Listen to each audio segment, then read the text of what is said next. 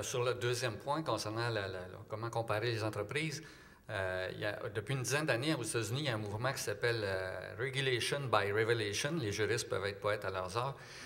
On pourrait traduire ça par réglementation par l'information. Ce qu'on vise, c'est obliger les entreprises à rendre disponible le maximum d'informations sur les produits qu'ils utilisent, les rejets, les contaminants, etc., pour que la société civile, les sociétés civiles, ce n'est pas juste les citoyens ou les groupes écolos, c'est aussi les actionnaires des entreprises, c'est les compagnies d'assurance, c'est les banquiers, c'est les élus municipaux, qui puissent se rendre compte, écoutez, là, monsieur, la même mine de fer là, qui produit 1 tonne de fer, comment se fait qu'eux autres, ils produisent 1 tonne de fer en émettant 50 % de moins de contaminants que vous? Pouvez-vous nous l'expliquer, comment ça se fait? Donc, c'est de faire rentrer les pressions sociales, les pressions de la société civile pour obliger les entreprises à s'améliorer et motiver les entreprises aussi à s'améliorer parce que la réglementation traditionnelle, et là c'est un avocat, quand vous mettez un règlement qui dit vous avez le droit de polluer à 100 mg par partie, si vous êtes entrepreneur, vous êtes à 100 mg par partie, c'est un plancher et un plafond. Moi, je respecte la loi. Pourquoi j'investirais pour en faire plus? La loi me demande 100 mg. Mais si vous avez un site Internet qui montre que les 3/4 de vos compétiteurs produisent à 50 mg, vous allez peut-être faire sonner des cloches pour réduire votre contamination. Un mot. Moi, je dirais juste un mot.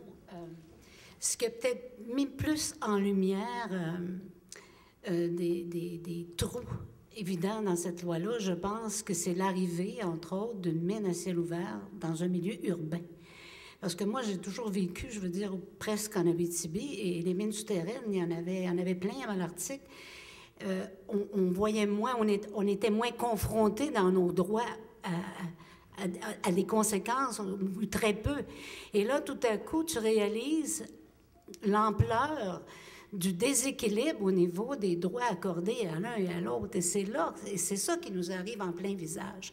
Et moi, je me dis, à partir du moment où on va établir des règles équitables, je pense que c'est là qu'on va avoir un développement harmonieux. On entendra peut-être moins des collectivités crier comme on peut entendre maintenant, parce que à partir du moment où l'industrie va connaître également ses droits, mais ses obligations, et vice-versa, on aura un développement plus harmonieux, à mon avis, de toute façon, et ça sera dans l'intérêt autant de l'industrie que des citoyens. Et quand on avait pensé au forum, un professeur avait posé la question,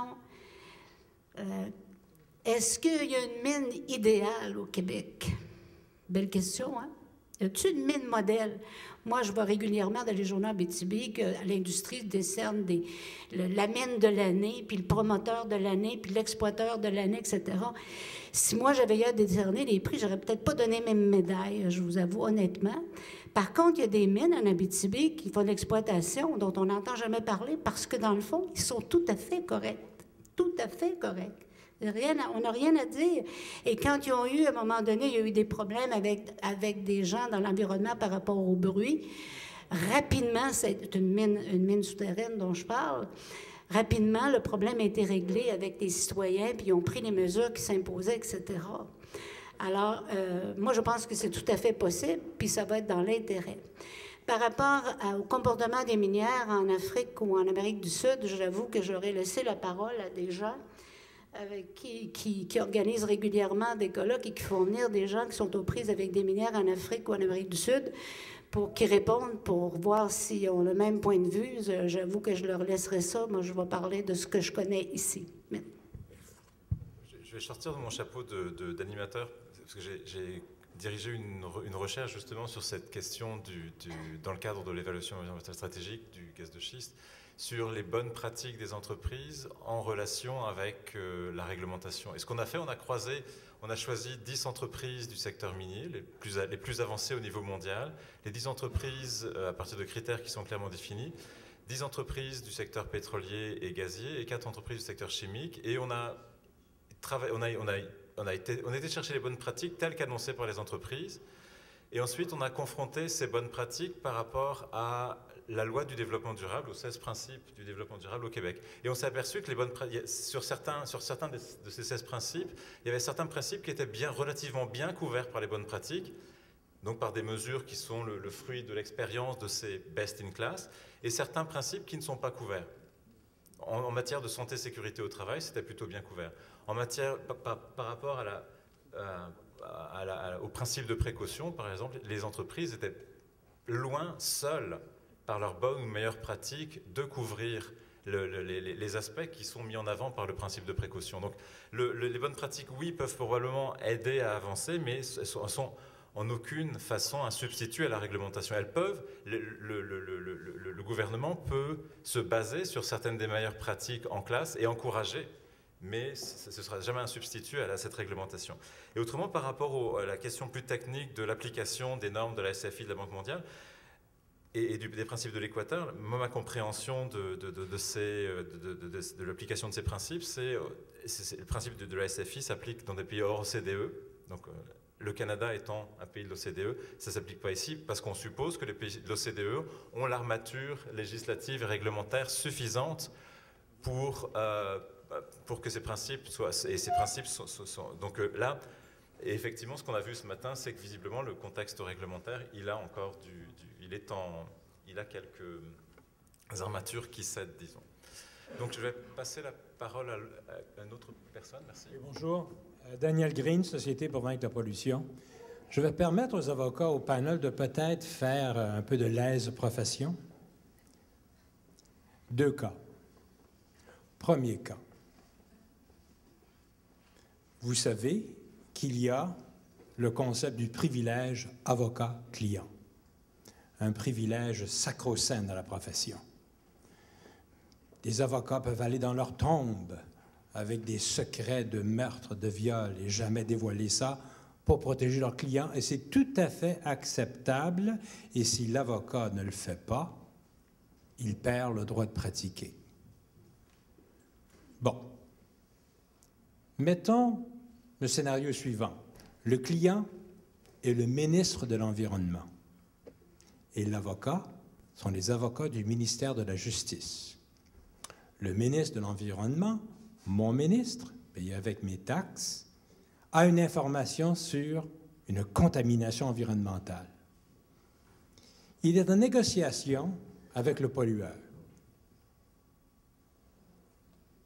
L'avocat, qui négocie pour lui, dit au ministre « Tu ne dois pas dire un mot. Je fais une demande d'accès à l'information. » En vertu du 118.4. Il y a contamination de l'environnement, je le sais. Mais je veux caractériser cette contamination. Le ministre a en sa possession toute la caractérisation. L'avocat du ministère de la Justice, aussi paie avec mes taxes, dit au ministre « Non, on ne donne pas à Green l'information et on évoque le privilège de la charte et la loi du barreau, le privilège avocat-client. Je suis actuellement devant la Commission d'accès à l'information depuis 4 ans sur une contamination grave au Québec, le plus important site de déchets dangereux, et actuellement, le ministère de la Justice utilise le privilège avocat-client pour empêcher l'accès à l'information. Donc, je dois démontrer, en utilisant des concepts où un psychiatre savait qu'un détenu allait tuer et violer encore une fois, à la demande de l'avocat de la défense, une cause qui est montée jusqu'à la Cour suprême, je pense, et qui finalement a été libéré de son devoir de privilège. Alors, d'après vous, messieurs, mesdames les avocats, pensez-vous qu'au niveau de votre code de déontologie, il est acceptable d'évoquer le privilège avocat-client dans le cas de contamination environnementale où les gens risquent d'être affectés? Point 1. Point 2 rapide. Pensez-vous que les groupes de citoyens doivent être représentés par un avocat qui coûte cher à la Commission d'accès à l'information? Et pensez-vous que la loi doit être modifiée pour permettre à des groupes de société civile d'intervenir en commission d'accès à l'information représentés par eux-mêmes au lieu de se ruiner pour être représentés par un avocat? Merci. Bon, je suis un avocat presque non pratiquant. Je ne travaille pas pour le ministère. Je travaille plus souvent qu'autrement bénévolement. Je suis administrateur au Centre québécois du droit de l'environnement. On est devant la Commission d'accès à l'information avec Maître Michel Bélanger qui travaille aussi bénévolement. C'est sûr que comme avocat, je n'ai pas le choix. Là, avec ma petite carte de plastique, là, il y a un serment, un code, quelque chose comme ça. Mais le problème, c'est pas tellement ça.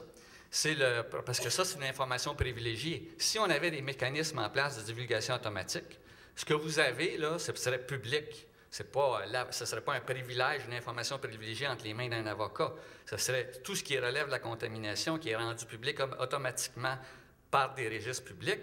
Moi, comme avocat, mon grand patron, que ce soit ministre, peu importe, ne peut pas dire ça, c'est de l'information privilégiée. Quand vous parlez du droit criminel, là, il y a peut-être des informations privilégiées que seul l'accusé sait ou il veut parler avec son avocat. Il ne faudrait pas mélanger ça. Mais si on a des mécanismes de divulgation de tout ce qui est information environnementale, dans ma thèse, je dis qu'il faut définir au Québec qu'est-ce qu'une information environnementale. Ce n'est pas défini dans notre loi sur la qualité de l'environnement. Si information environnementale est définie, et qu'on dit tout ce qui correspond à cette définition-là est automatiquement rendu public sur des registres. Vous n'avez plus d'affaire à aller demander au ministère des Informations, vous faire dire arbitrairement « Non, non, non, il y a telle exception qui s'applique, que ce soit celle sur les avocats, on se le fait dire nous autres aussi, par d'autres avocats, ou que ce soit celle sur les avis routières, peu importe. » Et deuxième point, la question des lanceurs d'alerte, ce qu'on appelle des lanceurs d'alerte, je devrais, pas juste les avocats, mais un fonctionnaire qui travaille dans un... ça devrait être prévu par la loi. Si j'ai connaissance d'une information qui est d'intérêt public pour la santé, de l'environnement, de la biodiversité, mais que pour X raisons, dans mon ministère ou ailleurs, on ne veut pas que ça soit divulgué et que je la divulgue, je peux être protégé par la loi. Ça existe à des endroits, ça n'existe pas au Québec. Il y a un projet de loi en France, justement, en discussion actuellement sur cette question des lanceurs d'alerte. Donc je vais laisser... Merci beaucoup. Je ne pense pas qu'on ait le temps pour d'autres questions. Je pense que Hugo voulait faire une annonce. Donc... Il y a beaucoup de gens au micro, je suis désolé, mais on va devoir reporter la période des questions à l'après-midi.